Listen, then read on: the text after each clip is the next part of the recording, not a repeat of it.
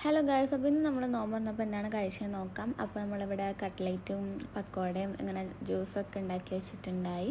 പിന്നെ ഒരു വെറൈറ്റി ഒരു പഴം വെച്ചൊരു സംഭവം ഉണ്ടാക്കിയിട്ടുണ്ടായി. അപ്പോൾ നമ്മൾ ഫസ്റ്റ് തന്നെ കാരൊക്കെ വെച്ച് നോമ്പ് തുറന്ന് പിന്നെ ഒരു ഗ്ലാസ് നാരങ്ങ വെള്ളം കുടിച്ചു, പിന്നെ ഒരു ഗ്ലാസ് ചായ കുടിച്ചു, പിന്നെ ഒരു പൊട്ടറ്റോ വെച്ചൊരു സ്നാക്ക് ഉണ്ടാക്കിയിട്ടുണ്ടായിട്ടോ. അടിപൊളി ടേസ്റ്റാണ്, നല്ല അടിപൊളി സെറ്റ് സാധനമായിരുന്നേ. അപ്പോൾ അത് കഴിച്ചു. പിന്നെ ചിക്കൻ പൊട്ടറ്റോ പക്കോട ഉണ്ടാക്കിയിട്ടുണ്ടായി, അതും കഴിച്ചു. പിന്നെ ചിക്കൻ കട്ട്ലേറ്റ് ഉണ്ടാക്കിയിട്ടുണ്ടായി, അപ്പോൾ അതും കഴിച്ചു. പിന്നെ ഒരു വാട്ടർമെലൺ ഷേക്ക് അടിച്ചു.